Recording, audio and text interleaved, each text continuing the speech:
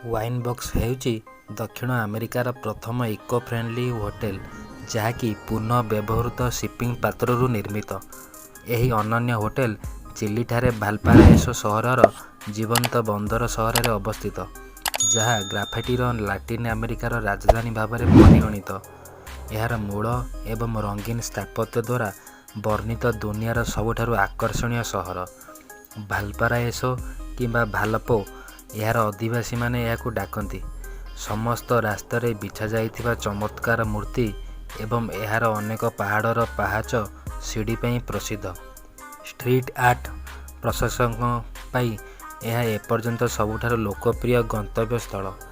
ମଦବକ୍ସ hotel ଏହି କଳା ସହରର ଅନ୍ୟତମ ପର୍ଯ୍ୟଟନ ସ୍ଥଳୀ ଅଟେ ଏବଂ ସେରୋ କନପେନ୍ସିସ୍ ଏବଂ ସେରୋ ଆଲେଗ୍ରେର ଜଣାଶୁଣା ପର୍ଯ୍ୟଟନ ଜିଲ୍ଲାଠାରୁ ଅଳ୍ପ ଦୂରରେ ଥିବା ସେରୋ ମାରିପୋସାସ୍ ଆବାସିକ ଅଞ୍ଚଳରେ ଅବସ୍ଥିତ। ହୋଟେଲ ହେଉଛି 25ଟି ନୌସେନା କାର୍ଗୋ କଣ୍ଟେନର ସହିତ ଏକ ପ୍ରୋଜେକ୍ଟ ଯାହା ଏକ ରିସେପ୍ସନ୍ ରୁମ୍, ଡାଇନିଂ ଏରିଆ ଏବଂ 2ଟି ଚମତ୍କାର ଟେରାସ୍ ସହିତ ସହର ଏବଂ ସମୁଦ୍ରର ଦୃଶ୍ୟ ସହିତ 21ଟି କୋଠରୀରେ ରୂପାନ୍ତରିତ ହୋଇଛି। ଏହି ଢାଞ୍ଚା ନବସୃଜନ ଏବଂ ସ୍ଥାୟିତ୍ୱର ସମ୍ପୂର୍ଣ୍ଣ ମିଶ୍ରଣକୁ ପ୍ରତିପାଦିତ କରେ ଏବଂ ଦକ୍ଷିଣ ଗୋଲାର୍ଦ୍ଧରେ ପ୍ରଥମ ଇକୋଲୋଜିକାଲ ହୋଟେଲ ଅଟେ ଯାହା ନିଜସ୍ୱ ମଦ ଏବଂ ଭାଲପାରାଇସୋରେ ପ୍ରଥମ ପଞ୍ଜୀକୃତ ମଦ ପ୍ରଦର୍ଶନ କରିଥିଲା। ଏହା ହେଉଛି ଏକମାତ୍ର ପ୍ରକଳ୍ପ ଯାହାକି ଏହାର ଅଭିନବ ମଦ ପର୍ଯ୍ୟଟନ ଅଭିଜ୍ଞତା ପାଇଁ ଗ୍ରେଟ୍ ମଦ ରାଜଧାନୀର ଚିଲି ସଂସ୍କରଣରେ 6ଟି ପୁରସ୍କାର ଜିତିଛି।